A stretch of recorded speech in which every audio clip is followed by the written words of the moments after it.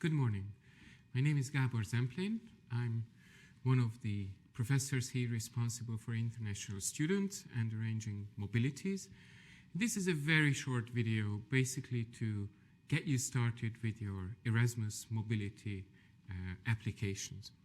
As you know, we just launched the Erasmus framework mobility programs for next year. I'm only going to talk about student mobility for studies, that is spending a semester, potentially 2 semesters outside of the Institute of Business Economics at ELTE.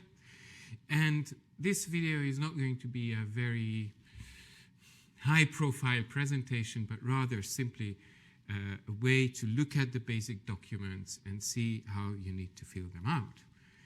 I posted a number of links.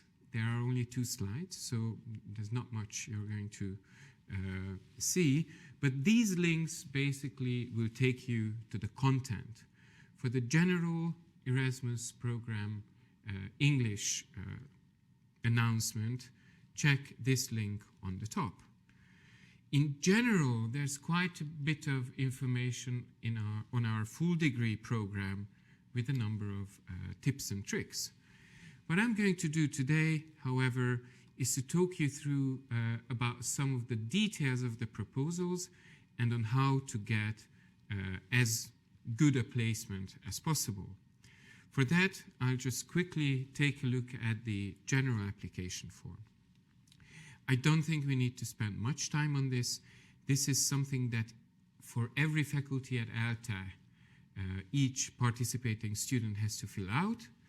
You'll need to provide details about the languages you know, about the universities where you want to study, and you shouldn't fill out the whole 2-page document. At the end, there's a part that should be filled out once we've received the applications, once we've sorted them out, ranked them, and then the institute is going to support you for one of the universities that you applied for. Okay? So this is the document that I want to spend less time on. However, there's a bit more to sort of understand about the IBE institutional application form and so-called credit mobility plan. As most of you, I think, by now know, we've slightly changed on how we look at courses, how we treat courses that belong to various categories. On the IBE application and credit mobility form, what you need to do is basically give some very basic info, just that we know that it's you, the order of the applications, the universities that you want to go to, and this is also a form that gives us a very clear picture about what documents you submitted to support your application.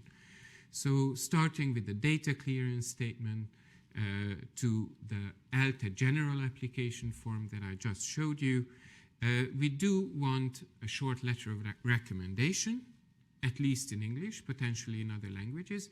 It doesn't need to be too long, and we are not giving any points for it in the sort of race for placements. Okay?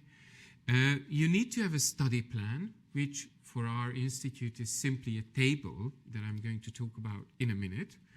And then you need to submit a short curriculum vitae in the language of planned studies, and then the transcript of records, your Neptune grades from the last 2 semesters.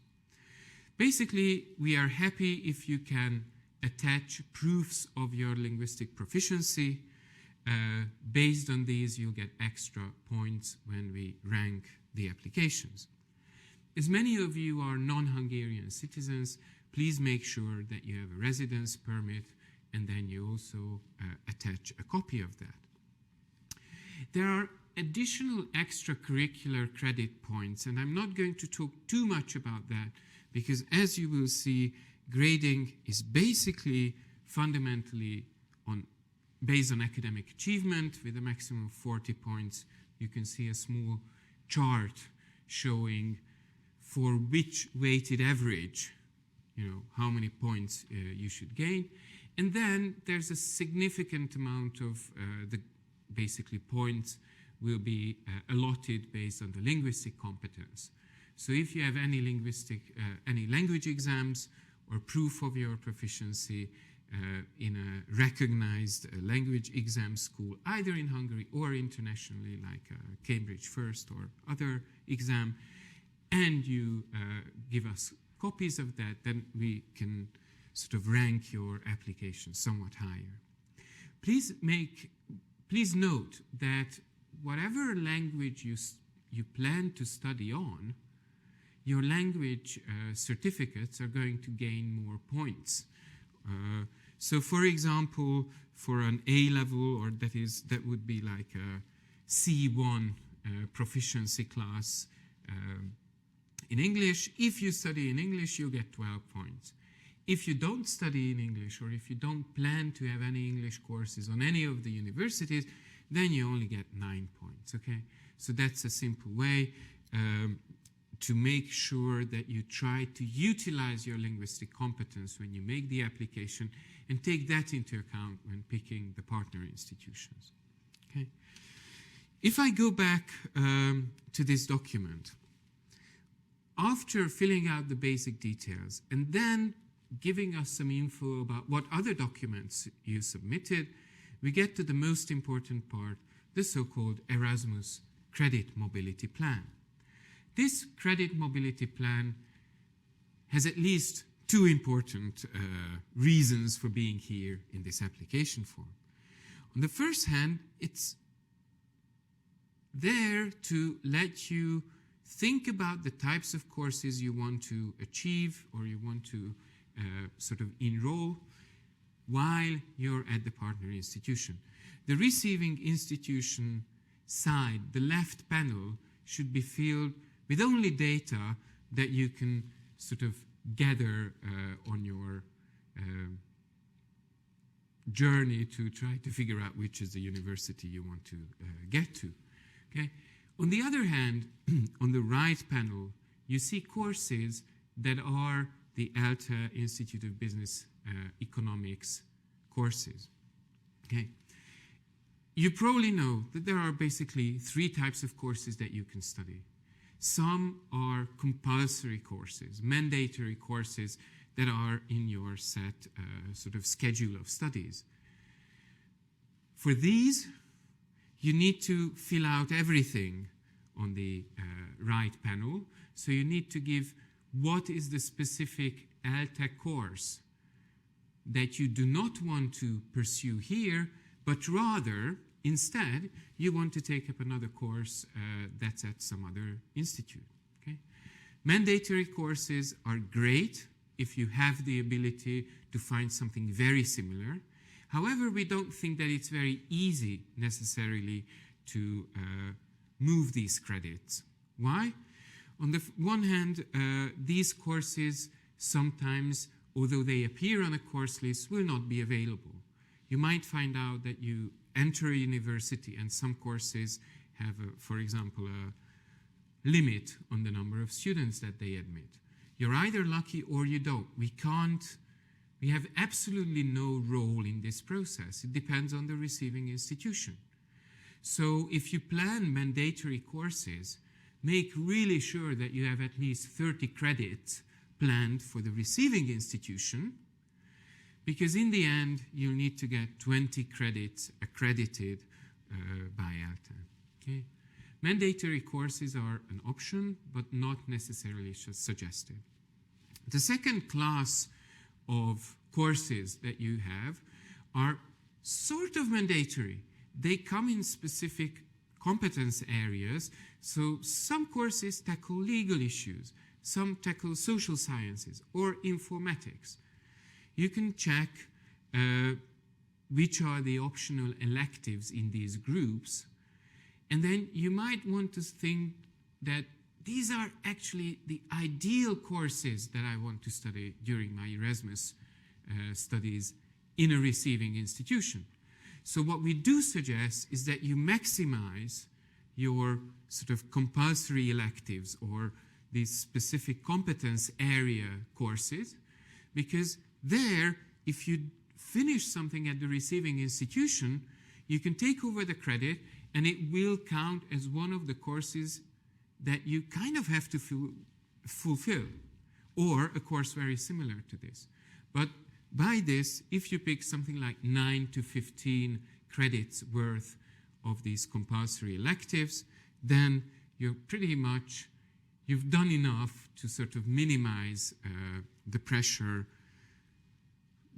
that appears when you have to study both at the home institution and at the receiving institution. Okay? The third type of courses are the electives.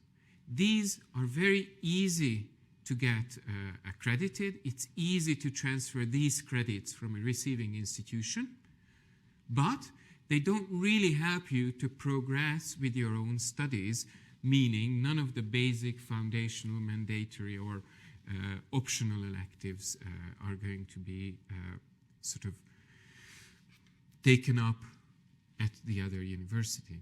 Altogether, there's a short description on how to fill out the form, but going the other way around.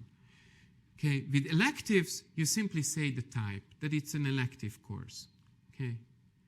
For these compulsory competence area courses, we want you to give in the right panel the course area. So for example, competence area law.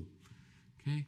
And it's only for the mandatory courses that we want you to fill out the detailed information about the specific course at ELTE that you want to not finish because you're studying at another institute. Okay? This was a very quick go through basically the most important document. In all cases, you can apply for 3 institutes at most. If you look at the credit mobility plan, it basically has the same table thrice.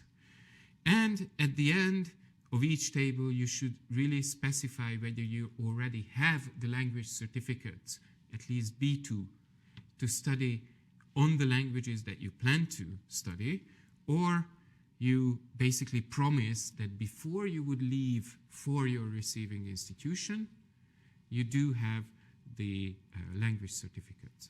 Okay? This was a short crash course. There will be a specific meeting with the student representatives online, and we're also waiting for any of your comments or questions. But I do hope that some of the minutes of this video did help you to fill out your Erasmus application. Thank you.